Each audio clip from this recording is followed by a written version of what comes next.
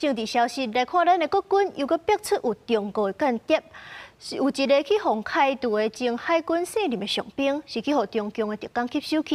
伫咧中间线小解现役卸船的海军，互中共的特工熟悉。这个卸船的海军收3.8万，就甲这凶器飞弹机密泄露互中国，两个人拢去互地检署起诉。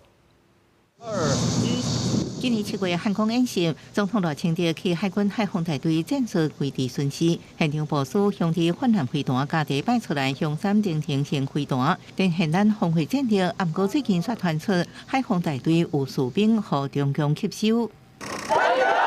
海防大队卸任上兵自2021年伫遐区内底跋筊遭到态度了后，第一交由软体熟悉化名锁定的中共情报人员，佮做中间人介绍过去军中卸出来同事熟悉对方，提供军中资料，强调级别等级愈悬，报酬愈悬。伊到伫2023年陆续用手机翕兄弟飞弹发射车的放列阵地粗现教训飞弹车操作手册甲列批锁定资料，趁3.8万检调接到证书了后，台中地检署依照违背。这部收受贿赂罪将起诉，现在10个人是砍下国安法做了羁押起诉。对于这些少数的不良分子伤害国军名誉、影响国家安全，我们深恶痛绝。我们希望司法检调给予最重的惩治经过国防部政政局审核认定，现出15人涉盗窃是军中一般件属于国军内部公务资讯，无对外公开。不过学者认为，若泛滥飞弹机动部设定苏家原则，互强军结合，依然会对国防安全造成不实影响。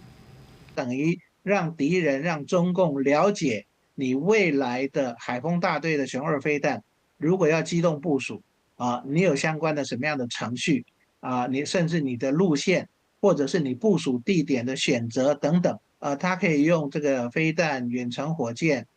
或者是透过第5纵队的方式，就预先埋伏跟破坏。学者指出，就算非机密资料，国军依然爱严肃面对，思考是不是调整路线选择等内容更较悬的级别，或者是针对相关资料泄露，制定更较严格处罚。记者综合报道。